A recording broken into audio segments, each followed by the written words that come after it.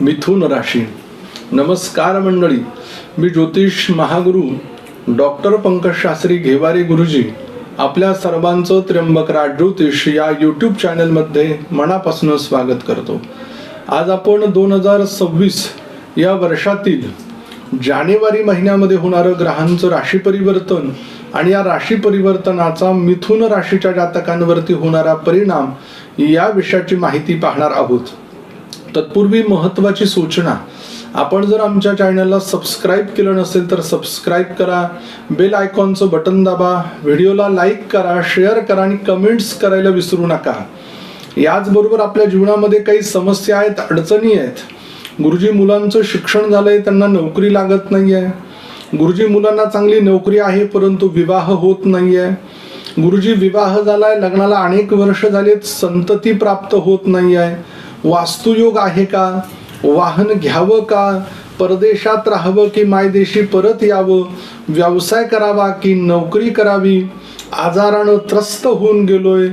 तर या सगळ्या प्रश्नांची उत्तरं मिळणार कुठे? तर आमच्या स्क्रीनवरती दिलेल्या नंबरवर आपण जर फोन केला, संपर्क केला तर आमचे ज्योतिष एक्सपर्ट तुम्हाला योग्य असं मार्गदर्शन करतील, ज्यांना आपल्या आयुष्यातील अडचणी कमी होण्यासाठी नक्की आपल्याला मदत होईल. मिथुन राशी या जानेवारी महिन्यामध्ये काही ग्रह राशी परिवर्तन करतायत. यात प्रामुख्यानं 12 जानेवारी या दिवशी शुक्र ग्रह मकर राशीमध्ये राशी परिवर्तन करून येतोय. 14 जानेवारी या दिवशी सूर्य ग्रह मकर राशीमध्ये राशी परिवर्तन करून येतोय. 15 जानेवारी या दिवशी मंगळ ग्रह मकर राशीमध्ये राशी परिवर्तन करून येतोय. 17 जानेवारी या दिवशी बुध ग्रह मकर राशीमध्ये राशी परिवर्तन करून येतोय. या राशी परिवर्तनाचा मिथुन राशीच्या जातकांवरती नेमका काय परिणाम होणार आहे हे पाहणार आहोत आपण या व्हिडिओमध्ये. मिथुन राशी प्रथम स्थान, ज्याला आपण तनुभाव असं म्हणतो, या स्थानाचा स्वामी बुध ग्रह हा 17 जानेवारीला राशी परिवर्तन करून हा सप्तम स्थानातनं अष्टम स्थानामध्ये जातोय. पहिले 17 दिवस अत्यंत शुभ आहे. विवाह निश्चितीच्या दृष्टीनं काही महत्त्वाचे निर्णय घ्यायचे असतील, मग ते एखाद्या व्यवसायामध्ये भागीदारीच्या संदर्भात असेल किंवा तुम्हाला काही स्वतःचा व्यवसाय सुरू करणं असेल किंवा अन्यतम काही गोष्टींचे निर्णय घ्यायचे असतील, मग तो तुमच्या जीवनाशी कुठल्याही आर्थिकतेच्या संदर्भातला असेल, देवाणघेवाणीच्या संदर्भातला असेल, तर तो 17 तारखेच्या आत घेतलेला अत्यंत लाभदायक असणार आहे. 17 तारखेनंतर थोडेसे डोक्याचे विकार, थोड्याशा कारण नसताना ज्या लोकांविषयी आपण चांगलं बोलतो ते आपल्याविषयी वाईट बोलतात, मग थोड्याशा निगेटिव्हिटीज तुमच्या डोक्यामध्ये जास्त घर करतील, मग त्याच्याने एकदम अस्वस्थ झाल्यासारखं वाटेल. तर अशा मिथुन राशीच्या जातकांना सांगू इच्छितो, एक म्हण आहे आपल्याकडे, हाती चले बाजार कुत्ते भोके हजार, की एखादा माणूस प्रगती करतोय ना, मग काही लोक वाईट बोलणारे असतात, त्याकडे दुर्लक्ष करा आणि पुढे चला. द्वितीय स्थानाला धनस्थान म्हटलं गेलेलं आहे. या महिन्यामध्ये आवक ही जेमतेम असणार आहे, परंतु कोणासमोर हात पसरावा लागणार नाही आहे. तुम्हीच तुमच्या जीवनाचे शिल्पकार आहात, हे वाक्य लक्षात ठेवा म्हणजे झालं. तृतीय स्थानाला पराक्रमाचं स्थान म्हटलं गेलेलं आहे. या स्थानाचा स्वामी सूर्य ग्रह हा 14 जानेवारीला राशी परिवर्तन करून सप्तम स्थानातनं अष्टम स्थानामध्ये जातोय. मग या उपजय स्थानाला हे सूर्यग्रहाचं स्थान अत्यंत मानवतं आणि हे सप्तमात असल्या कारणानं आपल्या बहिणीकडनं, आपल्या भावाकडनं, ते भले आपल्यापेक्षा लहान आहे परंतु आपला विवाह निश्चित होण्यासाठी त्यांची भूमिका फार महत्त्वाची असणार आहे. त्यांच्याकडनं एखादं स्थळ आपल्याला दाखवलं जाणार आहे. याचबरोबर आपल्या आजूबाजू अवतीभोवती असणाऱ्या व्यक्तीबरोबर एखादा व्यवसाय आपण सुरू करण्याचा विचार करत असाल तर नक्की तो यशप्रद ठरणार आहे. परंतु 14 जानेवारीच्या नंतर घेतलेला निर्णय हा थोडासा घातक, हा थोडासा मनाला त्रास देणारा, आणि म्हणून जर आपल्याला काही महत्त्वाचे व्यवसायाच्या संदर्भातनं की आपल्याला एखाद्या ओळखीच्या व्यक्तीबरोबर, आजूबाजूला राहणाऱ्या व्यक्तीबरोबर व्यवसाय काम करायचंय तर ते 14 तारखेच्या सुरू करा, म्हणजे ते अत्यंत लाभप्रद असेल. चतुर्थ स्थानाला सुखस्थान म्हटलं गेलेलं आहे.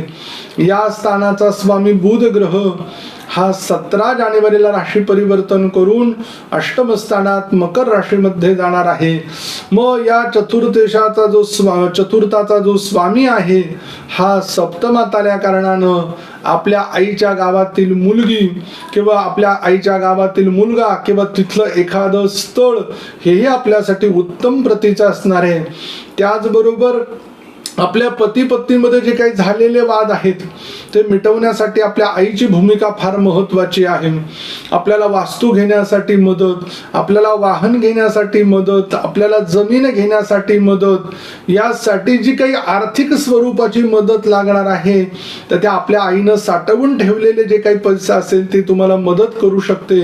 फक्त तिला पुनरपी तिच्या कामाच्या वेळेला ते मदत जरी घरातून असेल तिला परत करा, म्हणजे ती तुमच्या सुख दुःखात परत ती उभी असणार आहे, एवढं लक्षात ठेवा. पंचम स्थानाला संतती स्थान म्हटलंय. या स्थानाचा स्वामी शुक्र ग्रह हा 12 जानेवारीला राशी परिवर्तन करून सप्तमाकडनं अष्टमाकडे जातोय. प्रेमविवाहासाठी किंवा आपलं ज्या व्यक्तीवर प्रेम आहे ते व्यतीत करण्यासाठी हे पहिले 12 दिवस अत्यंत सुंदर आहे बघा. म्हणजे मनातील विचारांना वाट मोकळी करून द्या. आपल्या शरीरावरती आपल्या मनावरती असलेलं ओझं थोडं हलकं करा, हे तुमच्यासाठी उत्तम असणार आहे. नामस्मरणाची शक्ती, इष्टदेवतेची कृपाही या महिन्यात उत्तम आहे. संततीच्या दृष्टीने जर विचाराल तर पंचमेश सप्तमामध्ये जाणं ही चांगली गोष्ट आहे. संतती प्राप्तीच्या दृष्टीने जे काही आपण IVF करतोय, टेस्ट ट्यूब बेबी करतोय किंवा अन्यतम डॉक्टरांना भेटतोय ते केलेला खर्च पैसा हा नक्कीच आपला वाया जाणारा नाहीये. षष्ठ स्थानाला रिपुस्थान म्हटलं गेलेलं आहे. या रिपुस्थानाचा स्वामी मंगळ ग्रह हा 15 जानेवारीला राशी परिवर्तन करून मकर राशीमध्ये जातोय.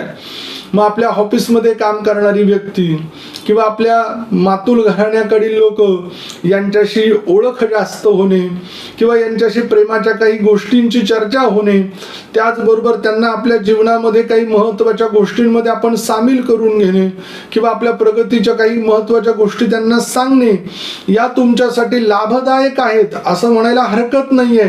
किंवा नवे नवे ते तुमच्या जीवनसाथीच्या स्वरूपाने सुद्धा तुम्हाला प्राप्त होऊन जाऊ शकतात. आणि पुढे 15 तारखेच्या नंतर या षष्ठाचा स्वामी मंगळ ग्रह हा अष्टमात जाईल, त्यावेळेला तो विपरीत राजयोग करेल.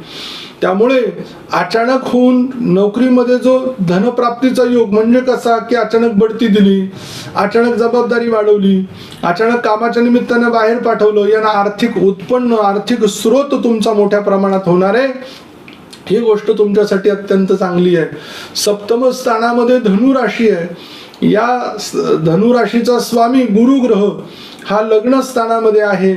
म्हणजे सप्तमेशाची सप्तमावरती सप्तम दृष्टी हा योग खूप सुंदर आहे.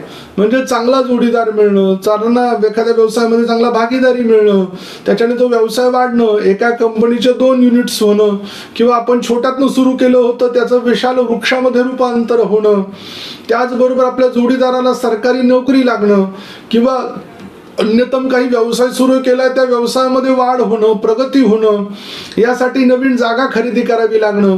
मग मनात असतं करावं का न करावं, तर नक्कीच योग्य आहे, केलेलंही योग्य आहे, पुढे पाऊल टाकलेले हे सुद्धा तुमच्यासाठी उत्तम आहे. अष्टम स्थानामध्ये मकर राशी आहे. शुक्र, सूर्य, मंगळ, बुध हे महिन्याच्या उत्तरार्धामध्ये सगळे ग्रह या अष्टम स्थानामध्ये विराजमान होत आहे. मग अचानक धनप्राप्ती हा या स्थानाचा महत्वाचा गुणधर्म आहे. या स्थानाला आयुष्याचं मृत्यूचं स्थान म्हटलं गेलेलं आहे. मग या स्थानाचा स्वामी हा कर्मस्थानात गेलेला आहे. मग लॉटरी असेल, त्याचबरोबर बऱ्याच जातकांना शेअर मार्केटमध्ये आवड आहे, बऱ्याच जातकांना कमी कष्टात जास्त धनाची प्राप्ती आपल्याला कशी होईल हे मार्ग ते बघत असतात, सुचवत असतात त्यांना अनेक लोक. फक्त मग आपल्यासाठी ते योग्य, आपल्यासाठी ते गरजेचं घ्यायसाठी आपली कुंडली पण आपण पाहून घेतली पाहिजे. गोचर ग्रह हे तुम्हाला साथ देत आहे, ही गोष्ट बाकी तुमची जमेची आहे आणि प्रगती देणारी आहे. भाग्यस्थान, ज्या स्थानाला नवम स्थान असं म्हणतो, या स्थानाचा स्वामी शनी ग्रह हा दशम स्थानामध्ये आहे. हा कर्माच्या स्थानात आहे, म्हणजे भाग्याला कर्माची जोड खूप छान आहे. सापेक्षता वाढतीये, आपल्या कामाचा जो आलेख आहे तो वाढतोय. राजकीय पद मिळणे, एखाद्या संस्थेवरती ट्रस्टी म्हणून निवडलं जाणे, किंवा आपली जी शेती आहे त्याच्यामध्ये उत्पन्न चांगलं मिळणे, किंवा आपला जर बिल्डिंग मटेरियलचा व्यवसाय त्याच्यामध्ये प्रगती होणे, किंवा जे जातक सिव्हिल इंजिनियर आहेत त्यांच्यामध्ये आर्थिकतेचे धनाचे जे काही प्रॉब्लेम्स होते ते दूर होणे. या सगळ्यांच्या दृष्टीने बघता मिथुन राशींच्या जातकांसाठी जे लोखंडाशी निगडित आहे, जे इंजिनिअरिंगशी निगडित आहे, जे जातक ऑइल पेट्रोल याशी निगडित आहे, या जातकांसाठी भाग्याचा आणि अतिशय चांगला उत्कर्षाचा हा महिना आहे. दशम स्थानामध्ये मीन राशी आहे. स्वामी गुरु ग्रह हा लग्नी गेलेला आहे. त्यामुळे काम कसे वाढतील, आपल्या भेटीगाठी कशा वाढतील, नवीन लोक कसे संपर्कात येतील, यासाठी या ग्रहाची साथ तुम्हाला चांगली मिळणार आहे. अगदी नवीन अनोळखी लोकांना हे आपलंसं तुम्ही या महिन्यामध्ये करून घेणार आहात आणि हीच तुमची खरी कार्याची खरी जमेची बाजू असणार आहे. एकादश स्थानामध्ये मेष रास आहे. स्वामी मंगळ ग्रह हा 15 तारखेला 15 जानेवारीला राशी परिवर्तन करून अष्टमामध्ये येतोय.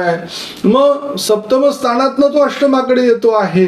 मग पहिले 15 दिवस हे आपल्या घरामध्ये लाभ जे स्वरूपात येणार आहे ते आपण जोडीदाराला सांगणार आहात, त्यालाही इन्व्हॉल्व करून घेणार आहात. तो प्रगतीचा तुमचा क्षण तर उत्तमच आहे, परंतु त्याचबरोबर या मिळालेल्या लाभाचं खर्चात रूपांतर किंवा आपल्याशी गोड बोलून एखाद्याला पैसे उसने घेऊन जाणं ते परत न देण्याचं अशाही स्वरूपामध्ये परावर्तन होऊ शकतं. म्हणून जे काही व्यवहार आटपायचे, जे काही तुम्हाला देण्या घेण्याचे काम आहे ते 15 तारखेच्या आत केलेले तुम्हाला उत्तम असणार आहे.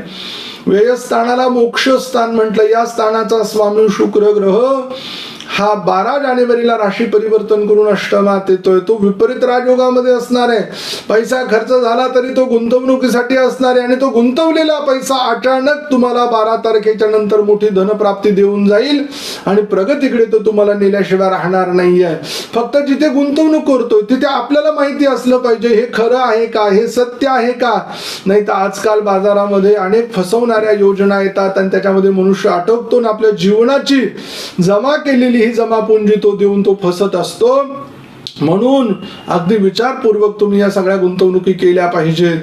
मिथुन राशीच्या जातकांसाठी शुभ दिवस 2 तारीख, 3 तारीख, 8 तारीख, 9 तारीख, 10 तारीख, 29 तारीख आणि 30 तारीख आहे. आपल्यासाठी अशुभ दिवस 4 तारीख आणि 5 तारीख आहे. मिथुन राशीच्या जातकांसाठी शुभ अंक 6 आहे. शुभ रंग निळा आहे. आपल्याला एक मंत्र देतो, त्या मंत्राचा आपण जप करा, त्यानं पत्रिकेतील अशुभत्व कमी होईल आणि शुभत्व वाढेल. मंत्र आहे ओम आदिनाथाय नमः. लवकर भेटू आपण पुढील व्हिडिओमध्ये. तोपर्यंत सर्व प्रेक्षकांना नमस्कार.